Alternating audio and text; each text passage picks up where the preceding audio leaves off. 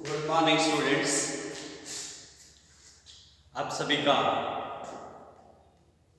Government college Suratgarh BSc third year की class में हार्दिक स्वागत है। डियर स्टूडेंट्स, गत लेक्चर में अपने सेट्स इन कॉम्प्लेक्स प्लेन के बारे में अध्ययन कर रहे थे, जिसमें मैंने आपको neighbourhood, deleted neighbourhood, limit point, deleted point, close set आदि के बारे में बताया। आज हम एक्सटर्नल पॉइंट, बाह्य बिंदु,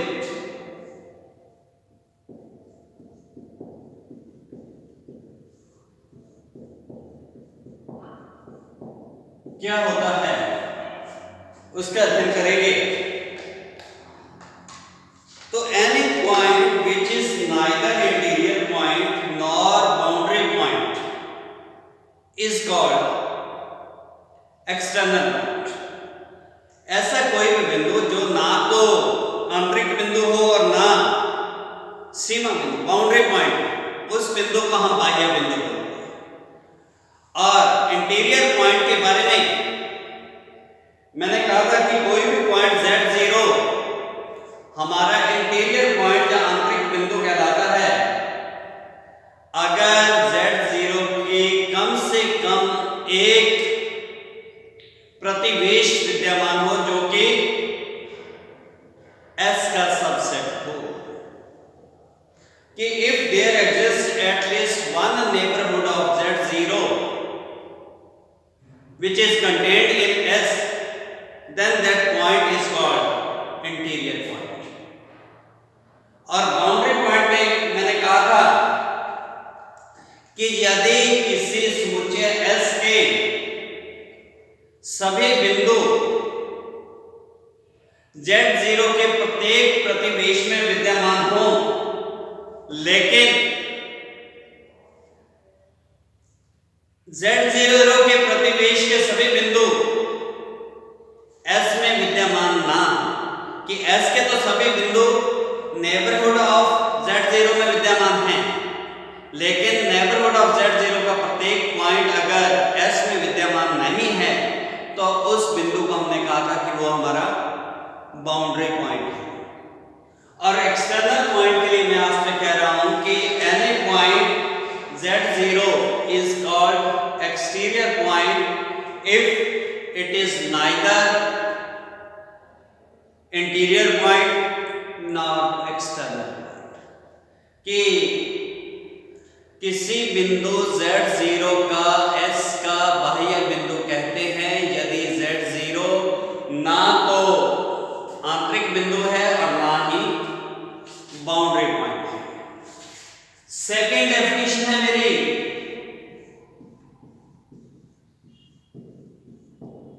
ओपन सेट, विवृत समुच्चय। तो विवृत समुच्चय क्या होता है? A set X is said to be an open set if there exists at least one neighborhood of Z0 which is a subset of S, that is there exists at least one neighborhood of Z0 which is contained in S। तो हम उस set को open set या विवृत समुच्चय कहते हैं। कि अगर Z0 का कम से कम एक प्रतिवेश इस प्रकार का विद्यमान हो जो कि S का उपसमुच्चय हो, तो हम उस समुच्चय को विवृत समुच्चय कहते हैं। मैथमेटिकली लिखना चाहें तो NZ0 is contained in S। तीसरी डेफिनेशन है मेरी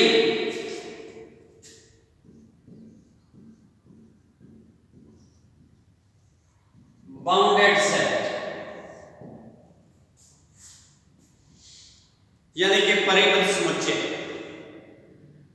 तो परिबद्ध समुच्चय क्या होता है कि कोई भी समुच्चय S एक परिबद्ध समुच्चय कहलाता है अगर आपके पास कम से कम एक धनात्मक संख्या k इस प्रकार की विद्यमान हो कि modulus of z is less than or equal to k for every z belongs to S. Any set S is said to be bounded set if there exists a positive real number k such that modulus of z is less than or equal to k for every z belongs to S. In other words, you can say that there exists at least one limit point of every bounded infinite set in the complex plane. तो ये जो statement है इस statements को हम कहते हैं बॉल्ज़ेनोस theorem. मैं फिर से रिपीट कर रहा हूं कि any set S is called a bounded set if there exists a positive real number k such that modulus of z is less than or equal to k for every z belongs to S। तो हम उस समुच्चय को परिबद्ध समुच्चय कहते हैं। और इसके बाद मैंने कहा है कि अगर प्रत्येक परिबद्ध अपरिमित समुच्चय का कम से कम एक सीमा बिंदु विद्यमान हो तो उस कथन को हम बॉल्ज़ेनोस कथन कहते हैं। यानी कि कई बार आपसे पूछा जाता है कि राइट बॉल्ज़ेनोस स्टेटमेंट। तो बॉल्ज़ेनोस स्टेटमेंट क्या है कि there exist at least one limit point of every bounded infinite set in the complex plane। यदि सम्मिश्र समतल में प्रत्येक परिबद्ध अपरिमित समुच्चय का कम से कम एक सीमा बिंदु विद्यमान होता है। नेक्स्ट मेरे पास आ जाता है connected set.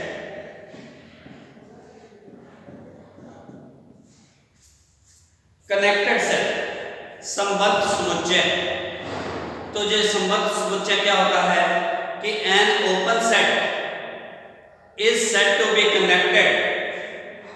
N open set is said to be connected if any two points of S can be joined by such a path of segments whose all points are in S। कि अगर आपके पास कोई S एक विवृत समुच्चय है, उस विवृत समुच्चय को आप लेते हैं और उन दोनों को जोड़कर आप एक रेखाखंड बनाते हैं।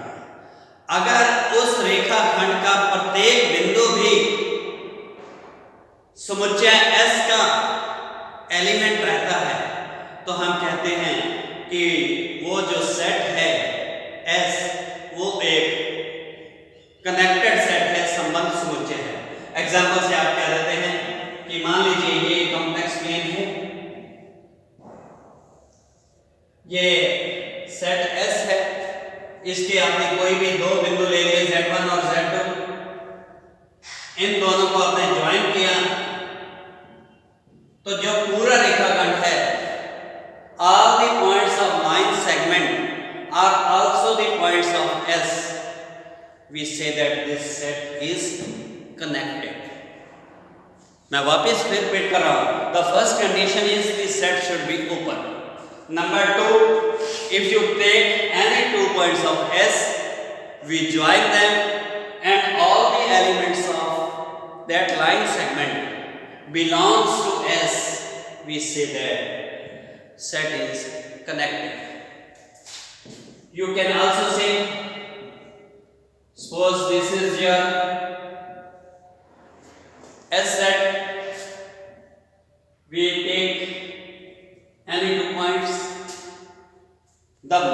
पहली चीज वो सेट ओपन होना चाहिए, दूसरे दो बिंदु उसी सेट के होने चाहिए। बिंदु दोनों ही, ये नहीं है कि एक बिंदु आप बाहर ले, दोनों ही जो पॉइंट्स है there should belongs to S. और अगर वो दोनों एस को बिलोंग करते हैं तो जो लाइन सेगमेंट बनती है, अगर उसके सारे बिंदु एस के एलिमेंट होते हैं, या आप सिंपल वर्ड्स में कह देते हैं कि line segment is contained in S, we say that the set is connected. और अगर ये सेट कनेक्टेड ना हो तो फिर हम ऐसे सेट्स को कह देते हैं डिसकनेक्टेड सेट, असंबद्ध। तो असंबद्ध क्या है? Disconnected set. कोई भी सेट, कोई भी ओपन समुच्चय जो कनेक्टेड नहीं है तो हम उसे कहते हैं डिसकनेक्टेड सेट। अदरवाइज एग्जांपल में मैं सपोज कीजिए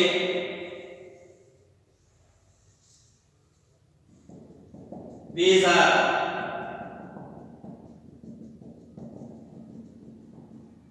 an open set, ये एक ओपन सेट है, इसके दो बिंदु ले लीजिए। The point 2 belongs to S, दोनों बिंदु S ओपन सेट है, पहली कंडीशन पूरी हो रही है। जो दो बिंदु लिए हैं वो भी S के बिंदु हैं, लेकिन जब आप इन दोनों बिंदुओं को जोड़ते हैं तो जो लाइन सेगमेंट बन रही है वो पूरी की पूरी S में विद्यमान नहीं है, या उसके सारे बिंदु S में विद्यमान नहीं हैं, तो हम कहेंगे कि this is an example of disconnected set.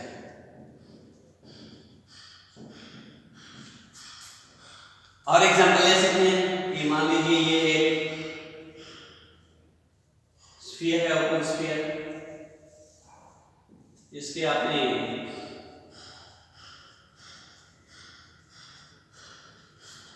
कोई भी दो पॉइंट्स ले लीजिए P और Q,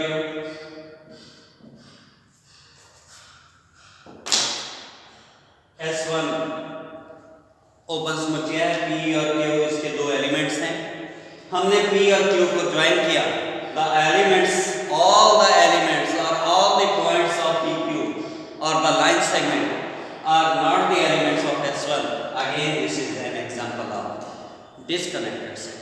तो इसलिए जो कनेक्टेड और डिसकनेक्टेड सेट की डेफिनेशन है कि any open set S is said to be connected if any two points of S can be joined by such a path of segments whose all points are also the elements of S, then that set is said to be connected set।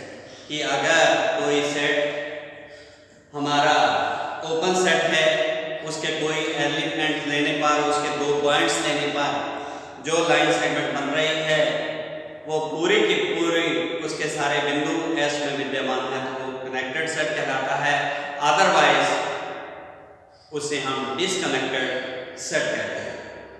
अब last Jordan,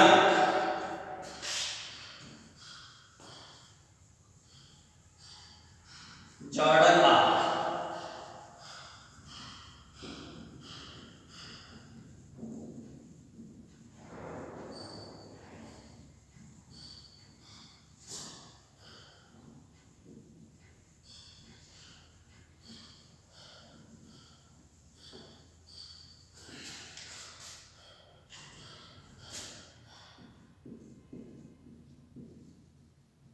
Jordan आप जो Jordan chart कि यदि आपके पास x is a function of t, y is a function, are two continuous real functions, यदि x t और y t दो सतत वास्तविक फलन हो तो the set of points z defined as z is equal to iota yt in a complex plane is called Jordan arc, where T belongs to alpha comma beta, which is a subset of real numbers. कि यदि हमारे पास x और y दो सतत वास्तविक फलन इस प्रकार हैं कि आपके पास the set of points z is equal to xt plus iota yt, complex plane में उन दोनों को ज्वाइन करने पर जो कर्व बनता है that curve is called Jordan arc. यानी कि जैसे z1 is equal to x1 plus iota y1, z2 is equal to x2 plus iota y2, z3 is equal to x3 plus iota y3, x1 x2 y1 y2, all these are functions of t where t is any real number also. तो ये जो curve बनेगा उसे हम कहेंगे Jordan arc. आप example में diagram से बता देता हूँ. सपोज कीजिए z1 है आपके पास x1 plus iota y1, z2 is equal to x2 plus iota y2, z3, z4. So this is an example of Jordan arc. तो इस प्रकार से हम कि किसी सम्मिश्र समतल में जो अलग अलग तरह के समुच्चय होते हैं वो कौन कौन से होते हैं उन